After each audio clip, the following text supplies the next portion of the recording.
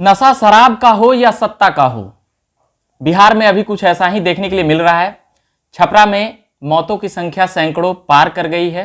वैसे अब तक 6 सालों में अगर आंकड़ा जोड़िएगा सरकारी तो वो कुछ और रहेगी, मगर आम लोग जानते हैं कि हजारों मौत इन 6 सालों में जहरीली शराब से हो गई है। सही और गलत पर अलग अलग बहस और अलग अलग एनालिसिस हो चुके हैं। अलग अलग नेता, अलग अलग पार्टियों के अपने अपने ढंग से विरोध और समर्थन, किसी न किसी प्रकार से मुआवजे की भी मांग पुरजोर तरीके से उठाई जा चुकी है।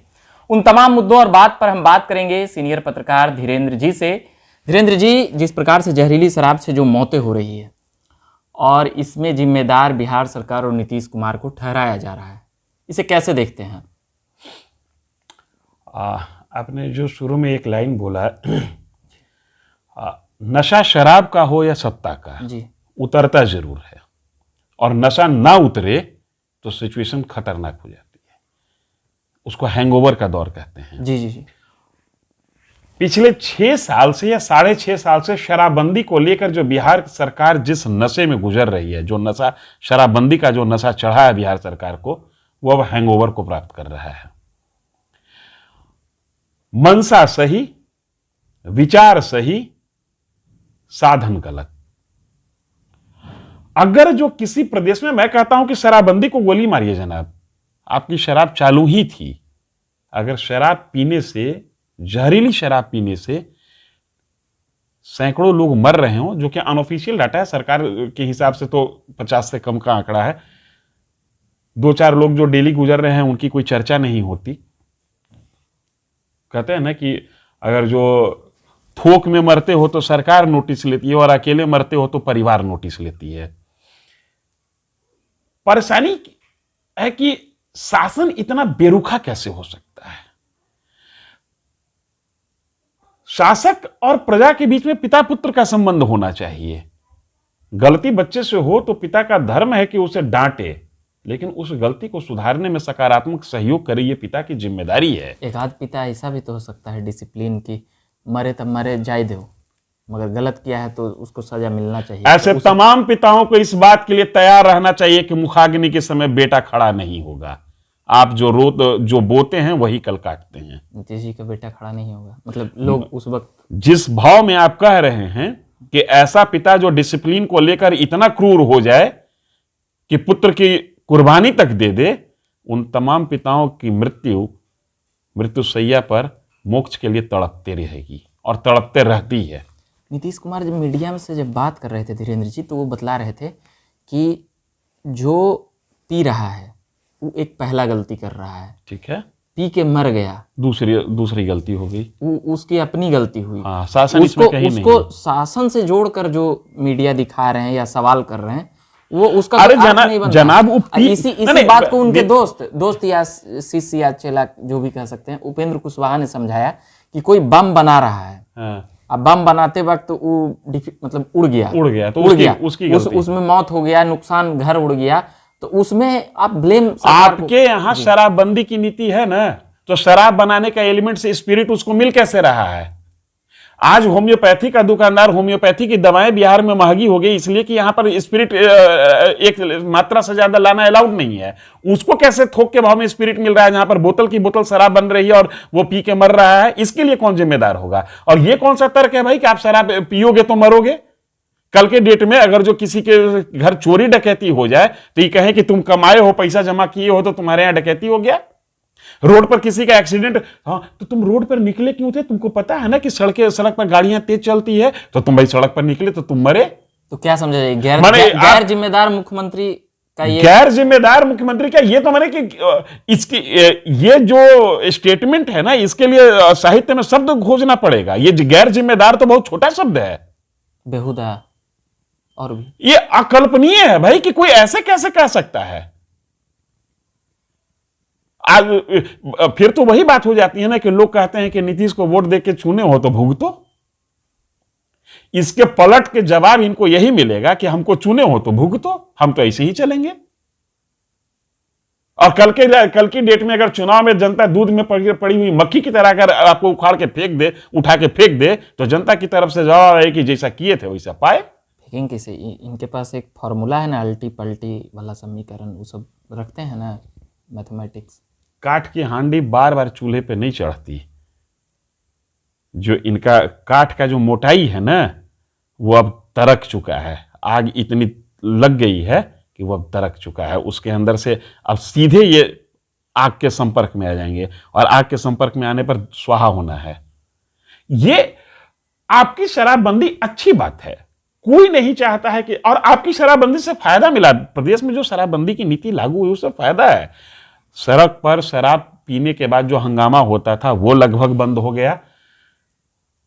शराबी महिला अपनी पत्नी के साथ या घर परिवार में बच्चों के साथ गलत व्यवहार करते थे, मारपीट करते थे, उसमें कमी आई है।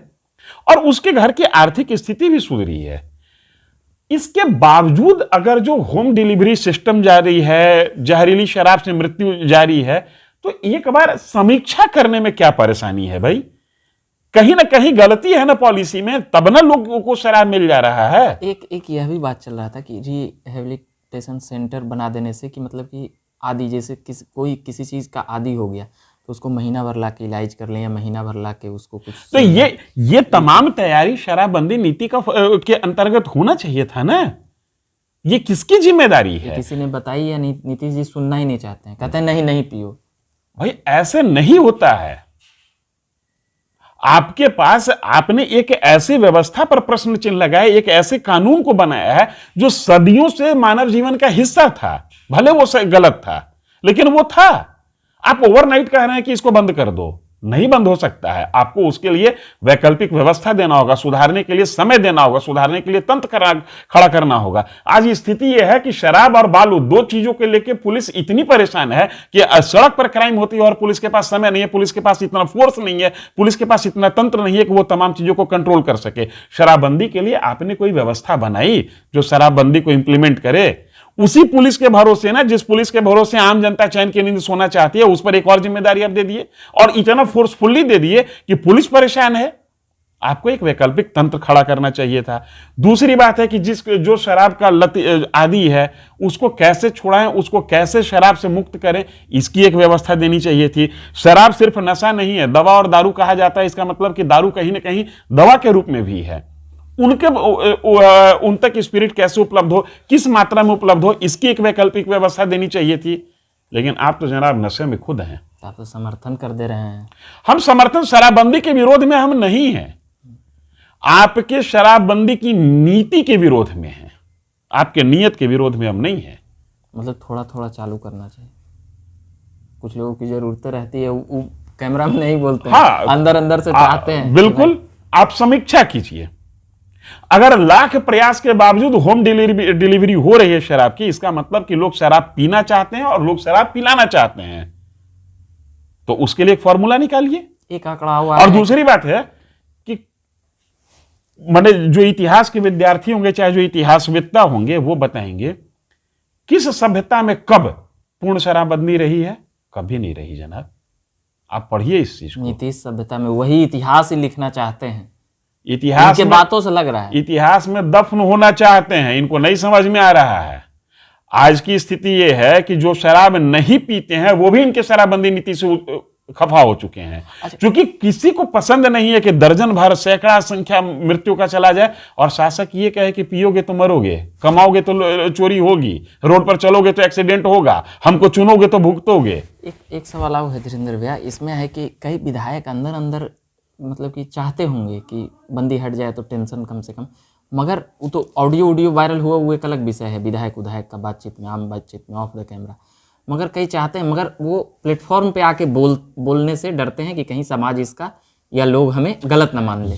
ये बात है या नहीं? बिल्कुल ये बात है, लेकिन आम और खास में यही फर्क है कि आपको साहस करके आगे आना होगा, बोलना होगा। कई लोग शराब पीने के लिए अलग अलग स्टेटों में किनारे चल जाते हैं कि नहीं, मेन ईमानदारी से सत्ता के समाज के शीर्ष पर जो मूर्धन्य लोग विराजमान हैं, उनको आगे आके कहना होगा कि जनाब ये गलत है, इसको दूसरे तरीके से चालू कीजिए।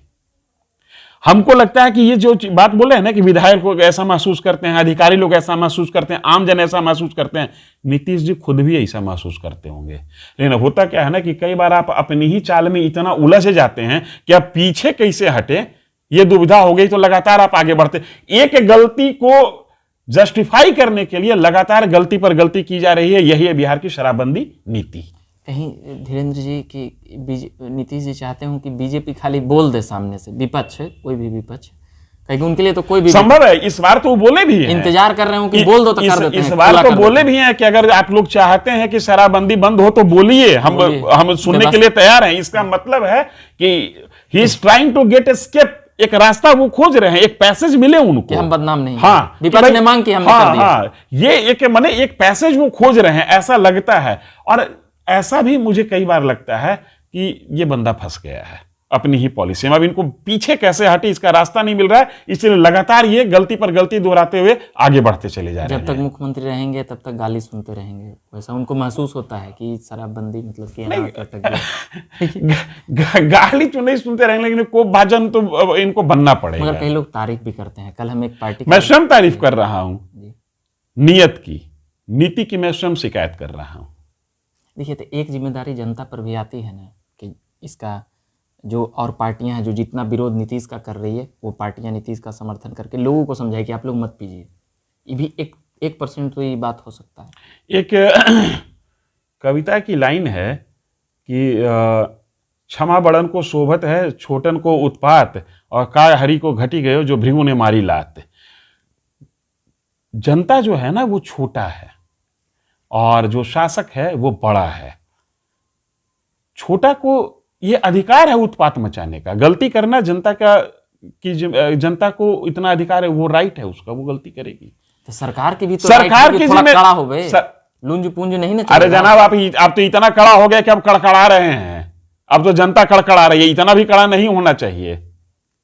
एक आधो गार्जियन स्ट्रिक्ट होता है तो उसका बच्चा बड़ा शांत होता है। ये सब मैं इसी इंटरव्यू के पहले ही बार बोला था कि जो गार्जियन हद से ज्यादा स्ट्रिक्ट होते हैं ना, उड़ंट हो जाता है, वो मृत्यु शैया पर मुखाग्नि के लिए तड़पते हैं। चलिए, मोक्ष मुश्किल होगा। जो तरीका है ना कि पियोगे तो मरोगे, अब जनता ये सोच रही है कि जिताए हैं तो भुगत रहे हैं। तो इस अंजुमन में लौट के आना है बार बार, दीवारों दर को गौर से पहचान लीजिए। आखिरी सवाल, 5 साल पर चुनाव होता है। नीतीश जी को क्या करना चाहिए? आखिरी सवाल। नीतीश जी को एगो समीक्षा टाइप का कुछ काम करें, सर्वे करा लें, कुछ नीति खुद से एक पैसेज खोज लें और चुपके से शराबबंदी नीति की समीक्षा के तहत कुछ ऐसी लिबर्टी, कुछ ऐसा रूल निकालें जिससे जिसकी मजबूरी इनकम हो। इनकम तो बात की विषय है। 6 साल सरकार बिना इनकम की चल गई। इनकम बहुत बड़ा फैक्टर नहीं है। 6 साल सरकार चल रही है और बिना इनकम की चल रही है, तो इनकम बहुत बड़ा फैक्टर नहीं है। फैक्टर यह है कि किसी भी आमदनी से मनुष्य का जीवन ज्यादा महत्वपूर्ण है। अगर आपके इस पॉलिसी के लागू करने के बावजूद जहरीली शराब से हो या फर्जी शराब से हो, हर साल 10, 20, 50, 100 लोग मर रहे हैं, तो आपको समीक्षा करना होगा। क्योंकि आपकी नीति से, आपके सिद्धांत से, आपकी आइडियोलॉजी से वो लाइफ ज्यादा बड़ा है जो गलत शराब पी के मर गया। अच्छा, एक बात है और इसके लिए जिम्मेदार सिर्फ और सिर्फ शासन है। एक सवाल और उठती है कि गरीब लोग ज्यादा बंद हैं जेलों में इस शराबबंदी नीति के। अरे तो अमीर पकड़ाई भी नहीं करता है बेचारा। अमीर के पास पुलिस जाती नहीं है। ये पैसा देके मैंने एगो तो सिस्टम आ गया, 5-6 हजार रुपया देके वो अपना बॉन्ड भर के। नहीं, ये तो अब आ गया है। इसके पहले अमीर के यहाँ पुलिस जाती कहाँ है भाई? ये हाँ, आप अमीर की बात कर रहे हैं। आए दिन ऐसी खबरें आती हैं कि थानेदार शराब पी रहा है, तो पुलिस चौकी में शराब पी गई, पुलिस थाना से चूहा शराब पी जा रहा है। भाई अभी पहली बार जाने, शराबबंदी के पहले न किसी इतिहासकार ने किसी कालखंड के बारे में लिखा कि चूहे भी शराब पीते थे। 2016 के बाद का इतिहास जब बिहार का लिखा जाएगा तो लिखा जाएगा कि बिहार में चूहा भी शराब पीता है। एक जगह चूहा गांजा पी गया, एक जगह चूहा गांजा पी गया। इसलिए मैं बार बार कह रहा हूं कि नशा सत्ता का हो या शराब का, उतरता जरूर है। खुद से उतर जाए तो बढ़िया, नहीं तो नींबू निचोड़ के दिया जाएगा और हैंगओवर आउट तो जरूर होगा, लेकिन वो खट्टापन बर्दाश्त करना कष्टदायक होगा सत्ता के लिए।